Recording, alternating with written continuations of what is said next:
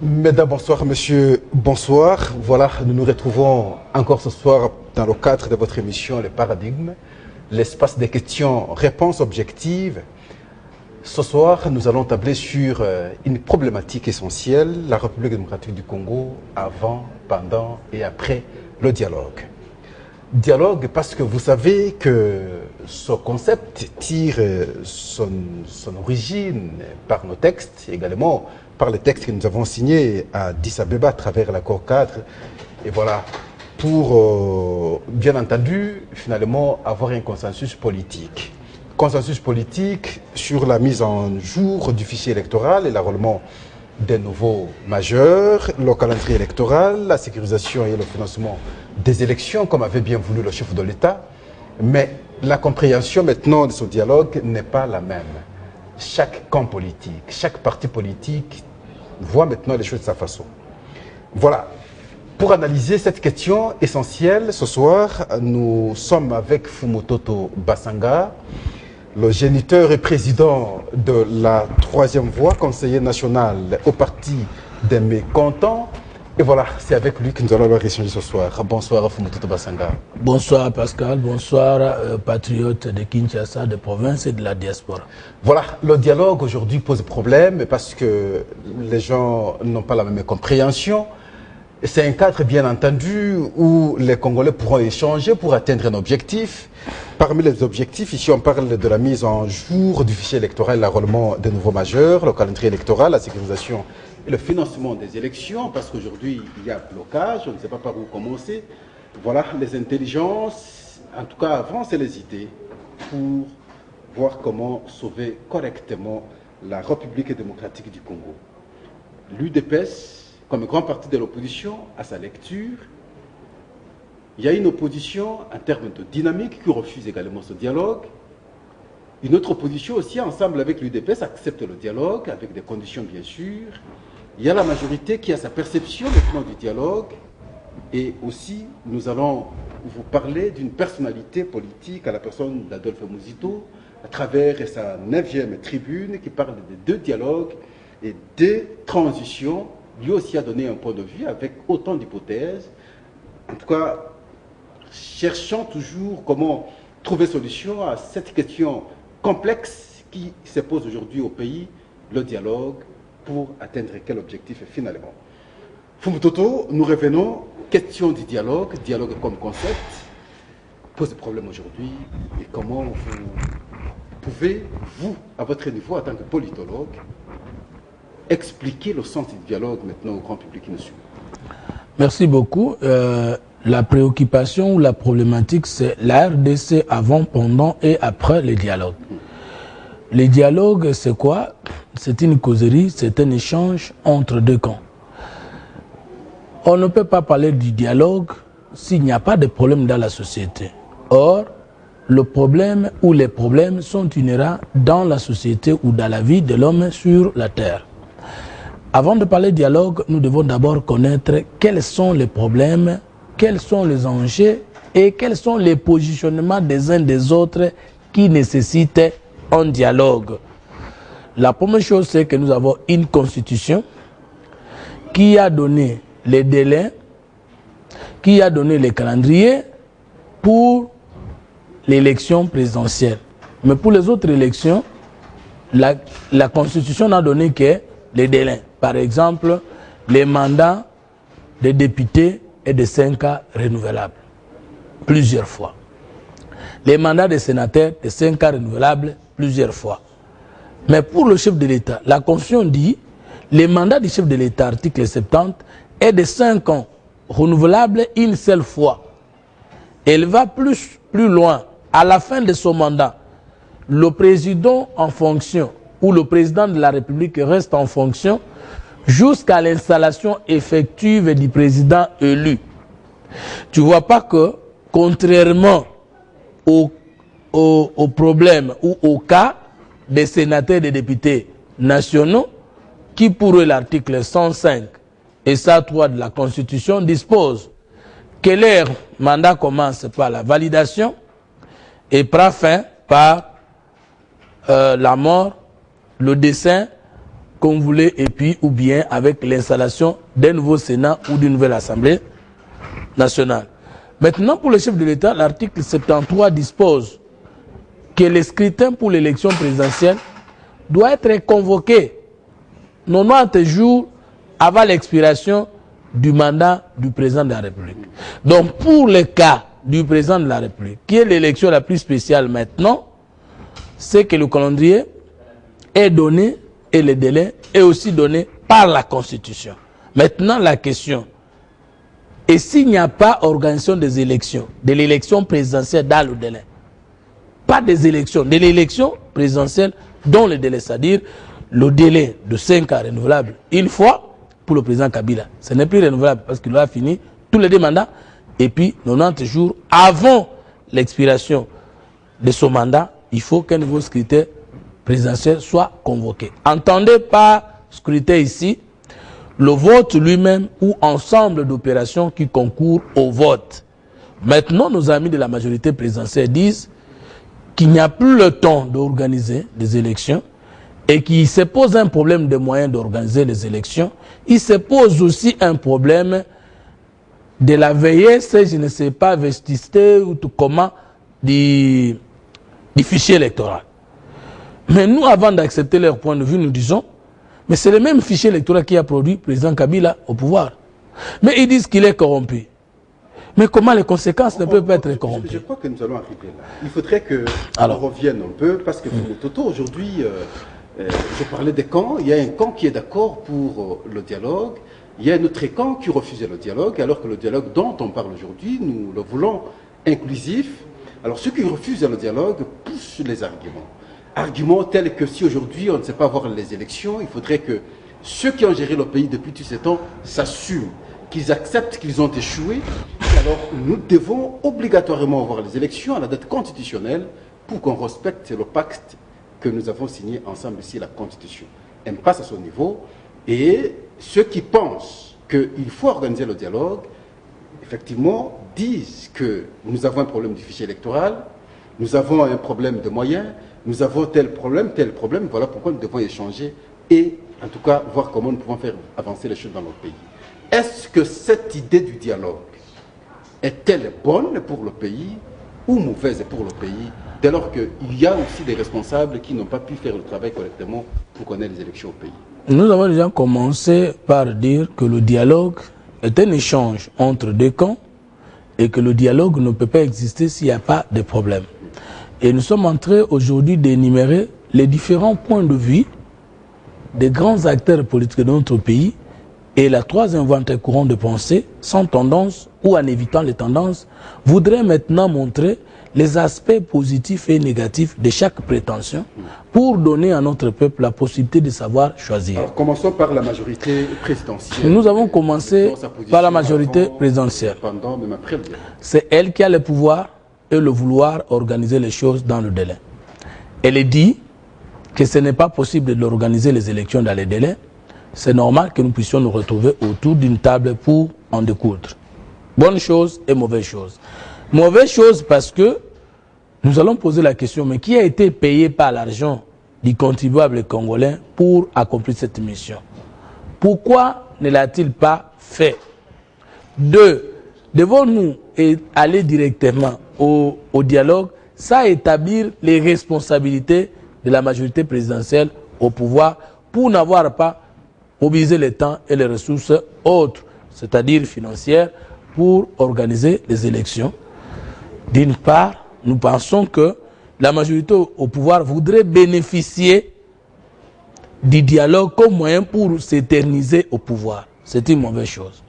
Mais bonne chose, parce qu'au lieu que celle-ci s'éternise par la force, au lieu que celle-ci défie la classe politique et sociale congolaise, elle dit, ayant raison ou pas, rencontrons-nous, débattons pour voir lequel de point de vue triomphera. Sans agenda stratégique. Non, obscur. tout homme politique de l'opposition, de la majorité, même les acteurs de la société civile, chacun de nous, oui, dit ou non ou oui sur base des agendas ou des enjeux qui se fixent ou qu'il subit. Je ne peux pas reprocher aux acteurs politiques de la majorité au pouvoir de dire que nous avons un agenda et que nous devons les manipuler à travers le dialogue.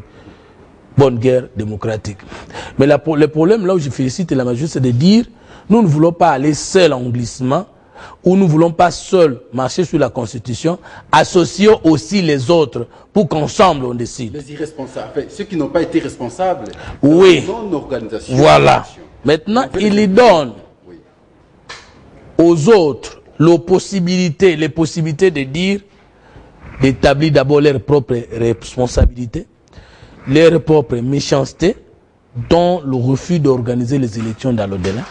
Et finalement, il donne possibilité à une opposition de responsables de dire nous ne pouvons pas cautionner les glissements ou les dépassements constitutionnels parce que vous l'avez voulu pour en tirer profit. Voilà pourquoi nous disons que le fait pour nos frères de la majorité au pouvoir de dire venez dialoguer. Et que c'est parce que Joseph Kabila, c'est lui qui est allé négocier. Ceux qui disent que non, c'est l'opposition qui a convoqué le dialogue, ils n'ont pas raison. Parce qu'aucun opposant n'était présent lors de la signature de l'accord cadre d'Addis Abeba. C'est Kabila, les pays limitrophes et la communauté internationale, notamment les Nations Unies. Donc, les premiers à convoquer le dialogue sont les premiers signataires de l'accord cadre d'Addis Abeba. L'opposition, en faisant la coalition pour le vrai dialogue au consort, ne viendra saisir que cette occasion-là. Oui, mais cette occasion, Fumutoto, parce que vous savez, après la signature de l'accord cadre, je crois que c'était en 2013, lorsqu'on est revenu au pays, à la place d'organiser le dialogue, dont faisait allusion maintenant la résolution 2028 de l'accord cadre, enfin, du Conseil de sécurité, pour la bonne application maintenant de l'accord cadre, on a esquivé l'organisation du dialogue, finalement on va organiser les concertations nationales. Et c'est comme ça que l'opposition a estimé, comme on n'a pas organisé le dialogue, on a organisé les concertations à la place du dialogue. Par conséquent, à ce moment-là, nous ne savons pas avancer ensemble. On a voulu qu'on ait le dialogue. Depuis tout ce temps, il n'y a pas eu de dialogue. Aujourd'hui, on s'est réveillé très tardivement. Non, on n'a pas dévié le dialogue en organisant les constitutions parce que l'article 16.4 de la loi portant statut de l'opposition dispose que le Congolais doivent privilégier soit le dialogue ou la concertation sur des questions touchant à l'intérêt général ou la résolution des différends politiques. Donc, concertation et dialogue, ce sont des concepts. Le problème, c'est dans les fois et la finalité qu'on les assigne.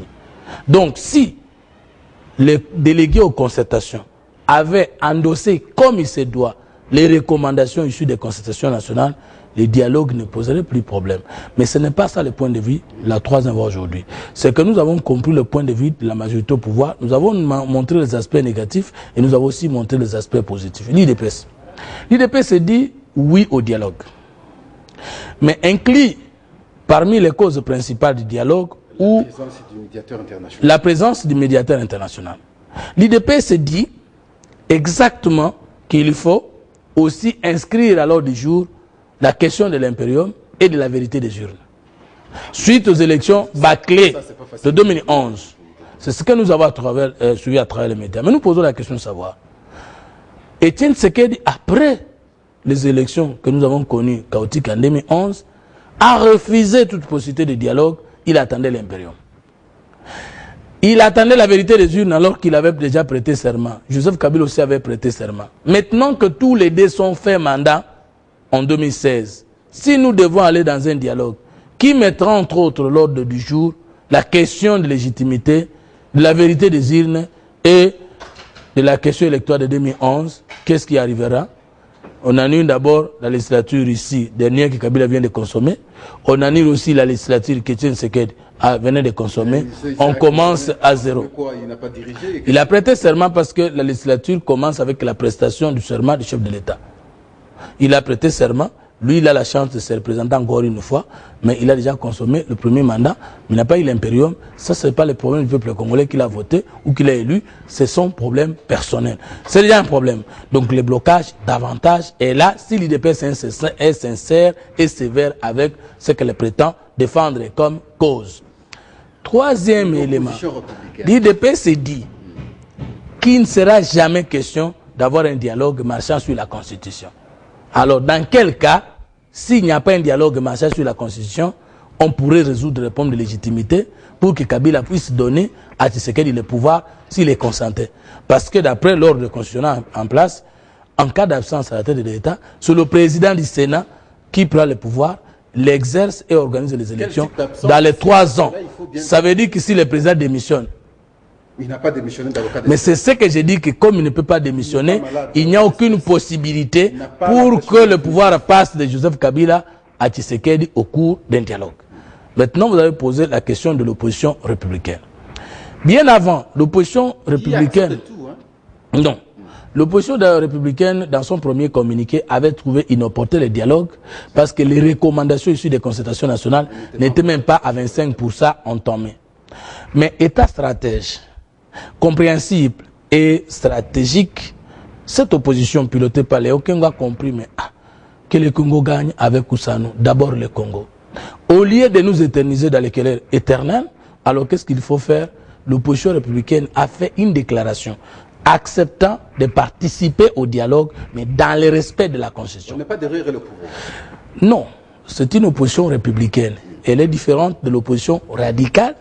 Elle s'oppose à toute tendance de s'éterniser au pouvoir en marchant sur les lois du pays, et puis elle s'oppose à toute pensée unique et monarchique. C'est ça le sens de l'opposition républicaine. Respectueuse des textes, respectueuse de la majorité en face, et une opposition qui combat pour que la tenance se fasse dans les normes, notamment le pacte républicain qui est la Constitution. Cette opposition, conformément à l'article 16.4 de la loi portant statut de l'opposition, n'a aucun pouvoir de refuser les négociations politiques. Parce qu'il y en a qui pensent que le dialogue n'est pas une loi. Mais le dialogue est réglementé dans la loi portant statut de l'opposition. Donc, un opposant qui refuse de dialoguer viole l'article 16.4 de la loi portant statut de l'opposition qui dispose que l'opposition doit favoriser le dialogue sur les questions touchant à l'intérêt national et à la résolution des différends politiques. Or, s'il n'y a pas possibilité, ou il y a tentative de refuser d'organiser les élections dans les délais, c'est déjà une question d'intérêt national et c'est déjà un différend politique. Nous allons tirer des conclusions. Nous prenons G7. Non, avant G7, parce qu'il y a aussi d'autres oppositions. Opposition républicaine, d'accord avec le dialogue. Bon, on commence à envisager déjà la transition. C'est une autre opposition. C'est une opposition. Non, ce n'est pas le point de vue de l'opposition républicaine. L'opposition nationaliste. Ouais. Ok. L'opposition nationaliste propose une transition. Laquelle transition n'est pas définie par elle. Mais je sais qu'en sciences politiques, quand on parle de transition politique, c'est seulement la période d'action et d'organisation politique qui part de l'ancienne légalité à une nouvelle légalité. C'est-à-dire qui abolit une constitution et entre dans la marche par des animateurs de facto vers l'élaboration d'une autre constitution. Soit par les animateurs de la constitution, ce qui est un putsch par rapport aux principes républicains, ou soit qu'on aille directement aux élections et que sont les élus qui vont rédiger la constitution, la proposer au peuple et le référendum on entre dans les normes républicaines. Donc, l'opposition qui dit il n'y a plus possibilité d'aller aux élections, allons directement ouvrir la transition, elle enseigne seulement qu'il faut violer cette constitution, il faut l'abolir et il faut élaborer une nouvelle constitution. Cette opposition est au service de la majorité au pouvoir qui depuis toujours disait qu'on devait déjà tenter l'expérience avec l'élaboration de la 4e constitution. Voilà, ou de la constitution de la 4e République. Le G7 refuse catégoriquement toute initiative tendant à l'organisation d'un quelconque dialogue. Il faut qu'on soit sérieux, qu'on organise les élections, qu'on respecte la constitution. Voilà une autre position. Le G7 a un problème. Okay. Le G7 a refusé d'assumer son bilan de participation et d'accompagnement de Joseph Kabila pendant 15 ans au pouvoir. Le G7 est motivé par la possibilité d'aller vite aux élections parce qu'ils se sont déjà réservés des moyens et que si directement on allait aux élections, ils ont la possibilité de s'aligner derrière celui qui va gagner les élections et continuer les chemins. Il faut souligner en même temps que le G7 a quitté la majorité parce qu'il a compris que la majorité n'était pas dans la voie de respecter la Constitution par l'organisation des élections. On ne fait pas la politique parce qu'on veut soutenir la Constitution. On ne fait pas la politique parce qu'on conteste celui qui est là. On n'est pas leader politique parce qu'on n'est plus d'accord avec toi. On est leader politique parce qu'on assume trois choses. Le parcours, les bilans et la vision.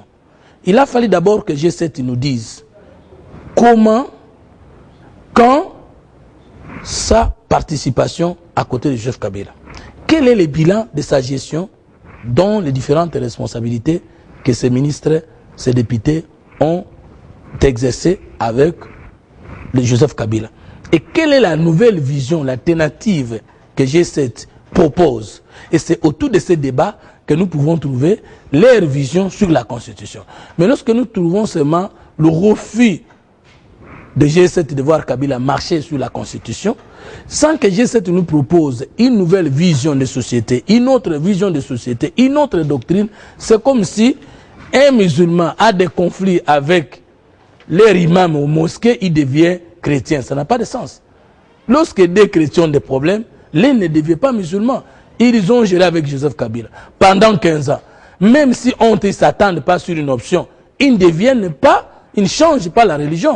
Ils devaient assumer la vision, le parcours, le bilan de Joseph Kabila devant le peuple. Et ce n'est qu'à la fin de la législature, avec une autre législature, que G7 devait s'aligner à l'opposition. Ce tableau dressé, Fumututu, me fait peur. Parce qu'au regard du temps, encore que nous avons la Constitution, les élections, on ne sait pas les avoir aujourd'hui. Il y a les uns qui sont pour le respect de la Constitution, les autres refusent le respect de la Constitution parce qu'avec prétexte qu'il n'y a pas d'argent aujourd'hui pour organiser les élections, ça fait peur. Alors, également, parce que je vais vous accorder également la parole parce qu'il y a aussi Moïse Katumbi qui aussi a sa position. Mais dans tout ça, quel type de conclusion nous allons tirer avant d'aborder aussi une question essentielle avec des hypothèses avancées aujourd'hui par notre politique, pas de moindre, au regard de tout ce que nous avons comme problème aujourd'hui au pays. D'abord, Moïse Katumbi. Moïse Katumbi et le Front citoyen, au lieu de savoir que malgré sa divergence de vue avec Kabila et la majorité au pouvoir, le peuple congolais l'attend sur trois questions. Comment est-il arrivé en politique? Il est venu avec qui? Il était devant qui ou il accompagnait qui? On peut accompagner, on peut... Ce n'est pas un problème parce qu'un homme politique doit avoir un parcours. Il faut chercher à connaître tout ça. C'est toujours jamais. Mais pourquoi Obama, même sa nationalité aux États-Unis, a été contestée? Parce qu'on devait savoir, celui qui veut nous diriger demain, il sort d'où? Celui qui veut prétendre prendre la direction du pays, il a quel parcours? Il a commencé la politique quand? Comment? Deuxième chose, cette personne qui veut nous gérer demain, n'a-t-il pas eu des responsabilités dans la gestion au passé? Comment a-t-il géré sa province? Comment a-t-il géré le PPRD? Comment a-t-il accompagné au PPRD? Comment a-t-il accompagné Joseph Kabila? Quelles sont les vraies raisons de divergence? Non, Joseph Kabila avait marché sur la Constitution. Et si jamais Joseph Kabila ne marchait plus sur la Constitution, quel est votre projet de société, programme de gouvernance, pensée politique et vision sur le refus pour Kabila de marcher sur la Constitution? Ce n'est pas un projet de société. C'est une actualité qui peut évoluer positivement ou négativement, mais ce n'est pas une vision d'État. Deuxième chose, Moïse Katumbi, qui ne nous a pas encore dit clairement quel est son parti politique. Parce que Front Citoyen, c'est une plateforme qui inclut aussi les personnalités de la société civile, les associations consorts. Ce n'est ni un regroupement politique, ni un parti politique. Il saute sur l'occasion, il dit: comme je vais à tout prix montrer que je suis opposant, que je me suis déjà séparé de Kabila, je veux qu'aussitôt nous puissions organiser les primaires au sein de l'opposition. Mais l'opposition a non seulement des regroupements, mais aussi des plateformes. Mais l'opposition n'a pas que les plateformes, a aussi des partis politiques. À travers le monde, où est-ce que vous avez entendu parler de l'organisation des primaires à l'intérieur d'un front en termes de plateforme? Je termine là. Oui, à travers le monde, où est-ce que vous avez trouvé l'organisation des primaires à l'intérieur d'un regroupement politique? L'électorat sera constitué comment? Comment allons-nous identifier les électeurs et si quelqu'un monnayait l'électorat ou les électeurs dont Moïse est nouveau venu à l'opposition devient le leader de l'opposition? Je pense que Moïse Katumbi a toutes les chances d'être leader politique et de devenir chef de l'État, mais il a l'obligation de procéder politiquement en proposant au peuple son parcours, son bilan et sa vision. Et donc, si nous trouvons que ça vaut la peine, oui, pourquoi pas cheminer ensemble pour un Congo nouveau et meilleur. Je parlais ici du tableau qui fait peur, le tableau que vous aviez dressé ici, l'UDPS, l'opposition républicaine, l'opposition, je ne sais pas, Katumbi, je sais, la majorité, ça fait peur aujourd'hui. Face à ce tableau, qu'est-ce qu'il faut, on peut tirer comme leçon pour les Congolais de manière substantielle? Les leçons qu'il faut tirer, c'est que Joseph Kabila, s'il quitte le pouvoir dans les délais, il aura été le père de la démocratisation au Congo par le fait d'avoir été le premier président de la République à accepter les élections présidentielles et générales 2006-2000. Pourquoi vous avez dit s'il quitte? Pourquoi ne pas dire quand il va quitter? J'ai dit s'il quittait. Non, il y a encore un débat, il ne veut pas quitter, c'est clair, c'est visible. Parce que s'il voulait quitter le pouvoir à temps, on ne parlerait plus de dialogue, on ne parlerait plus de délais, de fichiers, tout ça. Ce sont de différents moyens qu'il justifie pour obtenir finalement le glissement, la prolongation au pouvoir, vous le savez. Donc ici, nous sommes au paradigme, nous ne sommes pas tendanciers. C'est vrai que chacun de nous a une tendance, chacun de nous a un sentiment, mais dans le cadre de la troisième voie, comme courant de pensée culturelle pour la paix, la bonne gouvernance de la terre, dans la mission de créer une nation congolaise, moi en tant que conseil national, j'essaie de trop sortir des sentiments pour avoir une analyse un peu potable, contrairement aux gens qui sont dans le fanatisme, la haine et consorts. Donc, M. Pascal, si Joseph Kabila a quitté le pouvoir à temps, il aura sauvé le pays et le cycle électoral et il aura été un modèle pour l'avenir parce que nous n'avons pas connu un président vivant de l'exercice d'un autre. Donc maintenant, si le président Kabila refusait de quitter le pouvoir dans les délais constitutionnels, il aurait inséré le Congo sur la logique d'un chaos. Les chaos en question, ce n'est pas le peuple qui va les subir, c'est lui. Les chaos en question, ce n'est pas le peuple qui va les subir, c'est la majorité au pouvoir. Les chaos en question, ce n'est pas le peuple qui va les subir, c'est ceux qui se seront complotés contre le peuple. Comment? Parce que nous allons quitter la tradition que lui, les 4 vice-présidents, et les autres acteurs politiques nous ont créé de connaître l'horizon et nous allons cette fois-ci ignorer l'horizon et nous allons rentrer dans l'ancienne tradition de putsch, de coups d'État consorts, ce qui n'est pas une bonne chose. L'argument selon lequel on n'a pas l'argent pour organiser des élections, je me pose la question, Fumototo, est-ce qu'il est fondé? Pourquoi je pose cet argument? Nous avions vu en 2011, je ne sais pas quelle magie le gouvernement de l'époque a pu disponibiliser les moyens, je crois à plus de 60%, et à pouvoir organiser correctement les élections, quand bien même qu'il y a eu des contestations par après. Mais au moins, il y a eu financement du pouvoir, il y a eu financement congolais. Mais comment le pouvoir de l'époque, le gouvernement de l'époque a pu mobiliser les moyens et le gouvernement d'aujourd'hui ne parvient pas à mobiliser les moyens?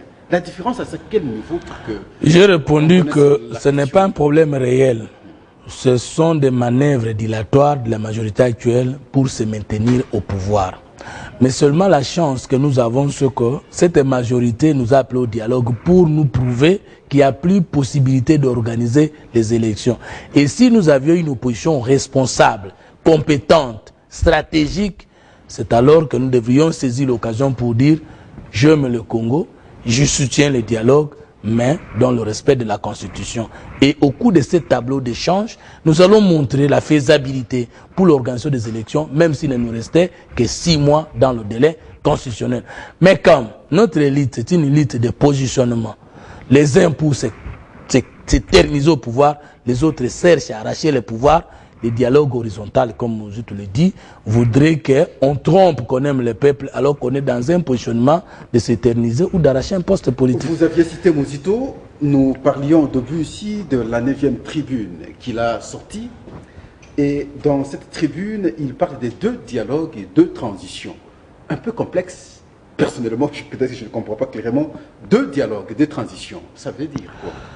Je voudrais expliquer très simplement ce qu'il pense dire ou ce que j'ai saisi après l'avoir lu. C'est qu'un dialogue est un échange entre 2 camps.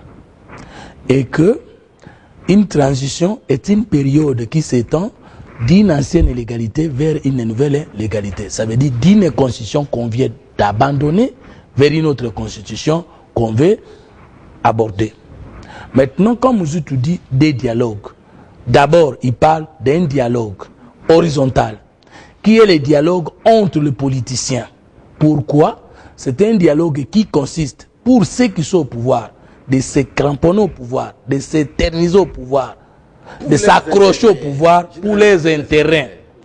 Et de l'autre côté, il y a des opposants qui, pour aussi leurs intérêts, ne veulent pas voir que ces gens-là s'éternisent au pouvoir sans répondre à leurs problèmes. Ces opposants ouvrent un front en se servant du peuple comme moyen pour réaliser leurs dividendes politiques. Maintenant s'ouvre le dialogue horizontal. Alors, les deux, je donne l'exemple. C'est comme si nous sommes au village, des voleurs viennent, fuient avec les biens du village à la forêt. Et nous avons quand même nos enfants que nous estimons courageux, qui poursuivent les voleurs pour dire « Mais vous avez volé, vous avez pris les choses qui ne vous appartiennent pas. » Après, arriver là-bas, le voleur lui dit « Toi, si tu as besoin de ce que j'ai volé, au lieu de continuer à me pourchasser, arrête là-bas, partageons. » Et ça signifie quoi? Vous allez voir que depuis 1964 jusqu'à nos jours, les dialogues horizontaux, ça c'est la pensée de mesures que j'explique, fait toujours que les positionnements pour se maintenir au pouvoir ou les positionnements pour accrocher les postes ou le pouvoir font que les politiciens congolais arrivent toujours à réaliser des arrangements politiques contre l'ordre institutionnel en place. C'est pas la conséquence. Ça, il parle en termes de crise. Ouais. Parce qu'il y a dialogue politique et dialogue citoyen. Ouais. Le dialogue politique, c'est là où les politiques maintenant s'entrechoquent parce qu'ils veulent maintenant protéger leurs intérêts. Et conséquence, nous avons des crises horizontales et crises... Non, il y a d'abord la crise